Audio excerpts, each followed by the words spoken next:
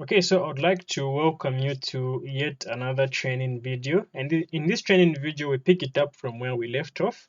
So in the previous training videos we successfully completed section 1 of our lesson plan, that is populating information into that section. So in this training video we want to move on to section number 2, and specifically the lesson outcomes. So when you tap on the lesson outcomes there, you will be sent to a page where you'll be able to add your expected outcomes for that specific lesson. So now this can be based on whatever you have in mind, but the format is the same. You have a text box. So when you tap on it, that's where you type in your information there. So I don't know what you would type, but it's normally based on the lesson that you're about to deliver. And then so you type your information there. So let's just say some expected outcomes are as follows. Okay, so you can type this out, and then you can add the list by tapping on that one there. Now it must be noted that on small screens you may not be able to see these icons which are this side, these buttons. So you may need to slide the ribbon to the left. Okay, so you may not be able to see them, but just tap on it and slide it to the left.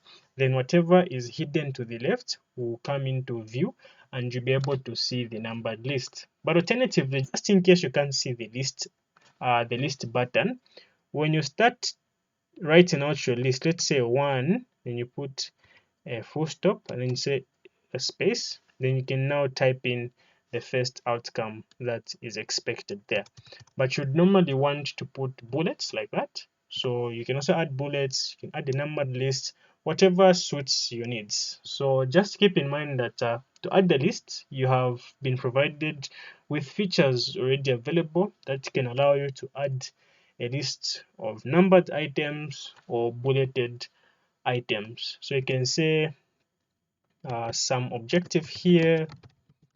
Okay, you can have another objective there, and then after you're done with all of that, remember, always save your work. So you go to the bottom there and then you click on save, and then your work will be saved. And just like was highlighted in the previous training videos, you can use the undo and redo buttons to adjust the changes that you may have made. And you can click on the full screen button there to take the editor in full screen, so that you have a better view of what you are typing, and you can tap on it one more time to exit the full screen view. Always remember, save your work. Once saved, you can then move on to the preview section, and you can check how the lesson plan is looking so far. So far we have the references there, they've been added. You have your teaching and learning aids there, and then you also have your lesson outcomes. So the lesson outcomes that we just entered are now able to show there. Okay, so in the next training video, we will now look at how do we add information under the introduction section. So stay tuned.